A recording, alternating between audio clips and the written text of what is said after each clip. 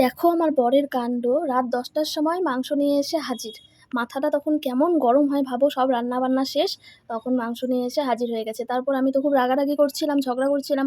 তারপর শাশুড়ি মা বলল, রাগারাগি করে আর কি হবে, তুমি যাও মাংসটা ধুয়ে নাও, আমি পেঁয়াজ রসুন এগুলো যা আছে সব কেটে বেছে দিচ্ছি, তাহলে তাড়াতাড়ি হয়ে যাবে রান্নাটা। আমি বললাম ঠিক আছে তাই করো।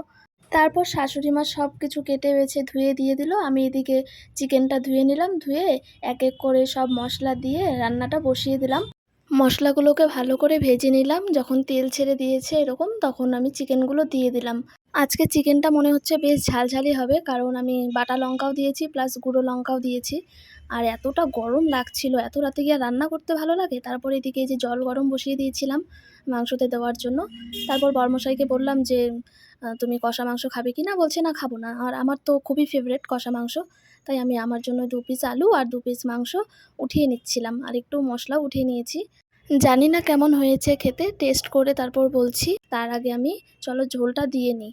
গরম জলটা যে করে রেখেছিলাম ওটাই দিয়ে দিলাম, দিয়ে ভালো করে নাড়িয়ে নিচ্ছি, একটু মিশিয়ে নিয়ে। বেশি একটা ঝোল দেবো না, হালকা ঝোল দিয়ে বানিয়ে নেবো। ভালো করে মিশিয়ে নিলাম, এখন আমি খেয়ে দেখি কেমন হয়েছে। আর এতটাই গরম ছিল, মানে এইদিকে একে তো এমনি গরম, তার মধ্যে হচ্ছে চিকেনটাও গরম। তো যাই হোক ভালোই হয়েছে। আর যতটা ঝাল হবে ভেবেছিলাম ততটাও হয়নি, মোটামুটি ঝালটা ঠিকই ছিল। বাড়ির সবাই খেতে বসে বলছিল যে আজকে রান্নাটা খুবই ভালো হয়েছে। আর আমার তো সবসময় অলওয়েজ আমার রান্না আমার ফেভারিট। আর সেটা তোমরা আমার খাওয়ার স্টাইল দেখেই বুঝতে পারছো।